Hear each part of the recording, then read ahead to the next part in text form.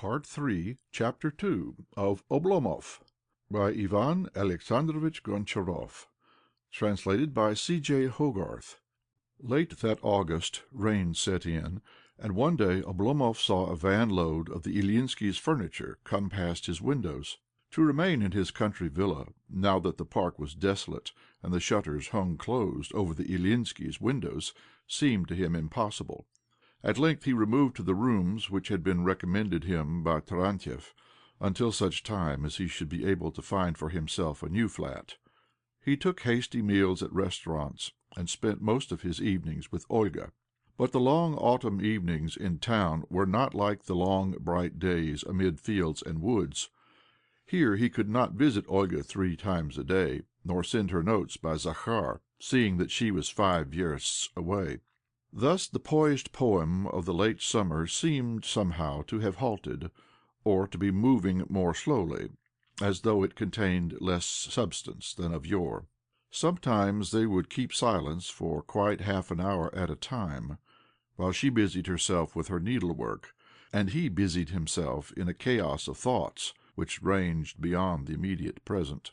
Only at intervals would he gaze at her and tremble with passion. Only at intervals would she throw him a fleeting glance, and smile as she caught the rays of tender humility, of silent happiness, which his eyes conveyed. Yet on the 6th day, when Olga invited him to meet her at a certain shop and to escort her homeward on foot, he found his position begin to grow a trifle awkward. "Oh, if you knew how difficult things are!" he said. She returned no answer, but sighed. On another occasion she said to him, "Until we have arranged everything, we cannot possibly tell my aunt, nor must we see so much of one another. You had better come to dinner only on Sundays and Wednesdays.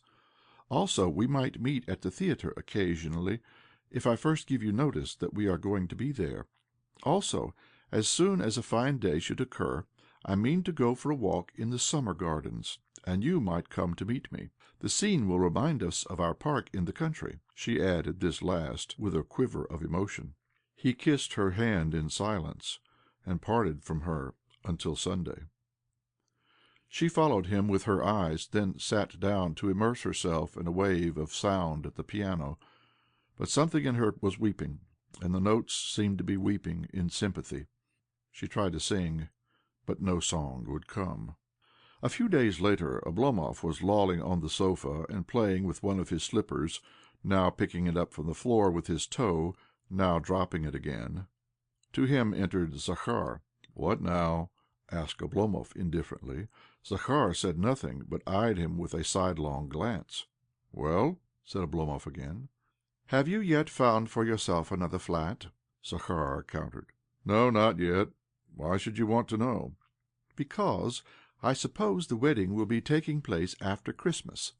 "The wedding? What wedding?" Oblomov suddenly leaped up. "You know what wedding, your own," replied Zakhar with assurance, as though he were speaking of an event long since arranged for.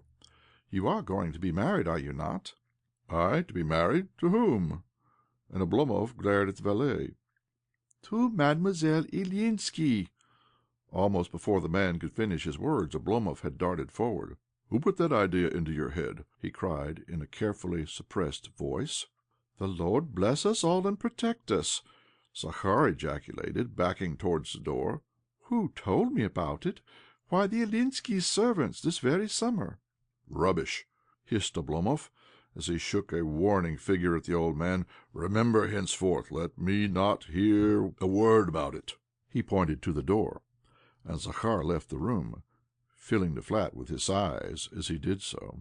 Somehow Oblomov could not recover his composure, but remained gazing at the spot which Zakhar had just vacated.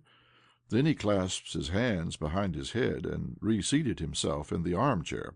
"So the servants' hall and the kitchen are talking," was his insistent reflection. "It has come to this, that Zakhar can actually dare to ask me when the wedding is to be? Yes, and that though even Olga's aunt has not an inkling of the truth. What would she think of it if she knew?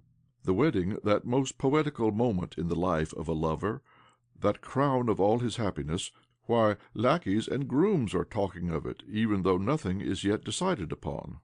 No answer has come from the estate.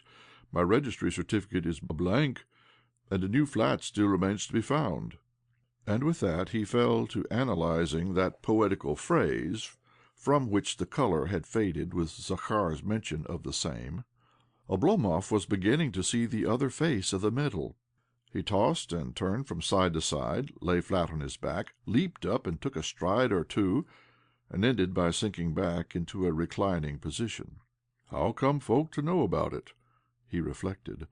"Olga has kept silence, and I, too, breathed not a word. So much for stolen meetings at dawn and sunset, for passionate glances, for the wizardry of song. Ah, those poems of love! Never do they end save in disaster. One should go beneath the wedding canopy before one attempts to swim in an atmosphere of roses. To think that before any preparations have been made, before even an answer has come from the estate, or I have obtained either money or a flat, I should have to go to her aunt and to say, 'This is my betrothed. At all costs must I put a stop to these rumours. Marriage! What is marriage?'" He smiled as he remembered his recent poetical idealization of the ceremony, the long train to the gown, the orange blossoms, the whispers of the crowd. Suddenly the colours had now changed. The crowd now comprised also the uncouth, the slovenly Zakhar, and the whole staff of the Ilyinskis' servants' hall. Also he could see a long line of carriages and a sea of strange, coldly inquisitive faces. The scene was replete with glimmering, deadly weariness. Summoning Zakhar to his presence, he again asked him how he had dared to spread such rumours. "For do you know what marriage means?" he demanded of his valet. "It means that a lot of idle lackeys and women and children start chattering in kitchens and shops and the market-place. A given individual ceases to be known as Ilya Ilyich or Petr Petrovitch, and henceforth ranks only as the zhenich. Yesterday no one would have noticed him, but by to-morrow every one will be staring at him as though he were a notorious rascal. Neither at the theatre nor in the street will folk let him pass without whispering, 'Here comes the zhenich,' and every day other folk will call upon him with their faces reduced to an even greater state of imbecility than the distinguished yours at this moment, all in order that they may vie with one another in saying imbecile things. That is how such an affair begins. And early each morning the zhenich must go to see his betrothed in lemon-coloured gloves. Never at any time may he look untidy or weary, and always must he eat and drink what is customary under the circumstances, in order that his sustenance may appear to comprise principally bouquets and air.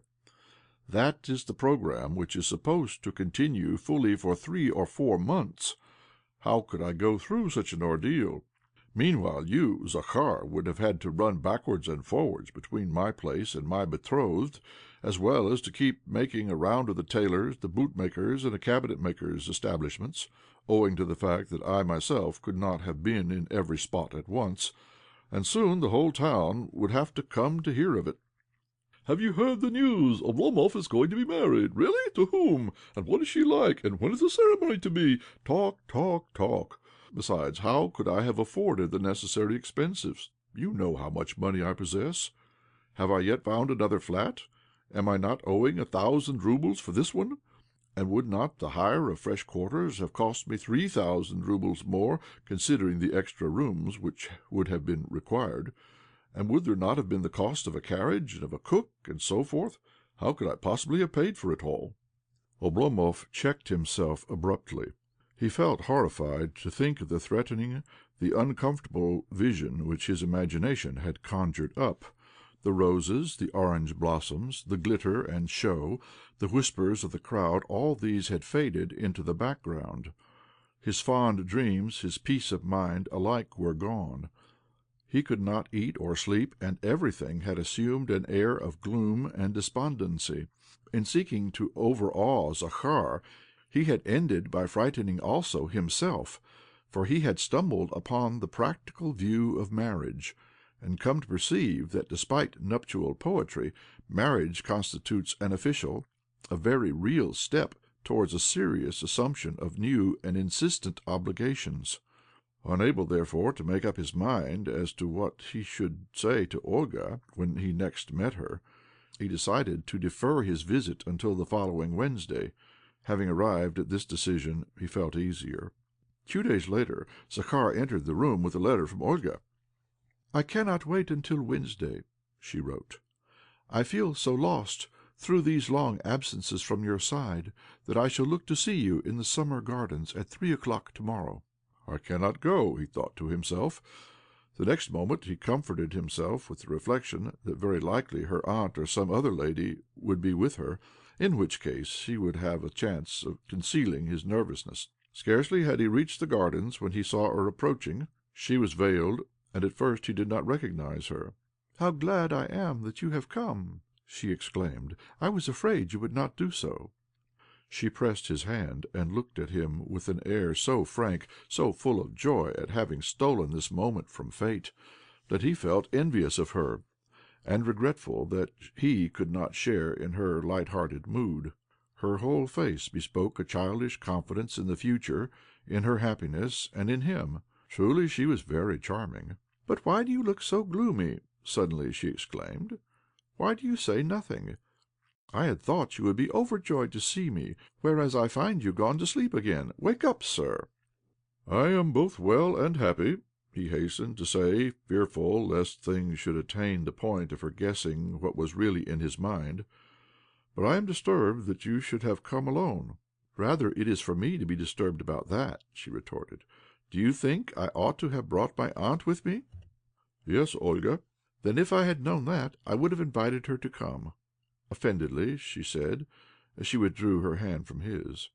"Until now I had imagined that your greatest happiness in life was to be with me, and with me alone. Let us go for a row in a boat." With that she set off towards the river, dragging his unwilling form behind her. "Are you coming to our houses to-morrow?" she inquired when they were safely settled in their seats. "My God," he reflected, "already she has divined my thoughts, and knows that I do not want to come." "Yes, yes," he answered aloud. "In the morning and for the whole day?" "Yes." She splashed his face playfully with water. "How bright and cheerful everything looks!" she remarked as she gazed about her. "Let us come again to-morrow. This time I shall come straight from home." "Then you have not come straight from home to-day?" "No, but from a shop, from a jeweller's." Oblomov looked alarmed. "Suppose your aunt were to find out?" he suggested. "Oh, suppose the Neva were to become dried up, and that this boat were to overturn, and that our house were suddenly to fall down, and that you were suddenly to lose your love for me." As she spoke, she splashed him again. "Listen, Olga," he said, when they had landed on the bank. "At the risk of vexing and offending you, I ought to tell you something." "What is it?" Her tone was impatient. "That we ought not to be indulging in these secret meetings." "But we are betrothed to one another." "Yes, dearest Olga," he replied, pressing her hands, "and therefore we are bound to be all the more careful. I would rather be walking with you along this avenue publicly than by stealth. I would rather see the eyes of passers-by drop respectfully before you than run the risk of incurring a suspicion that you have so far forgotten your modesty and your upbringing as to lose your head and fail in your duty." "But I have not forgotten my modesty and my upbringing," she exclaimed, withdrawing her hand. "No, I know that you have not," he agreed. "I was merely thinking of what people might say, of how the world in general might look upon it. Pray do not misunderstand me. What I desire is that to the world you should seem to be as pure, as irreproachable, as in actual fact you are. To me your conduct seems solely honourable and modest, but would every one believe it to be so?"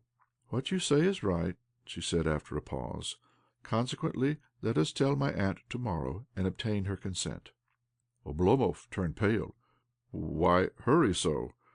he asked. "I know that 2 weeks ago I myself was urging haste, but at that time I had not thought of the necessary preparations." "Then your heart is failing you. That I can see clearly." "No, I am merely cautious. Even now I see a carriage approaching us. Are you sure that the people in it are not acquaintances of yours? How these things throw one into a fever of perspiration! Let us depart as quickly as possible." And with that he set off almost at a run. "Until to morrow, then," she said. No, until the day after tomorrow. That would be better. Or even until Friday or Saturday. No, no, you must come to morrow. Do you hear? What have we not come to? What a mountain of sorrow are you not threatening to bring upon my head?" She turned to go home. End of Part 3, Chapter 2.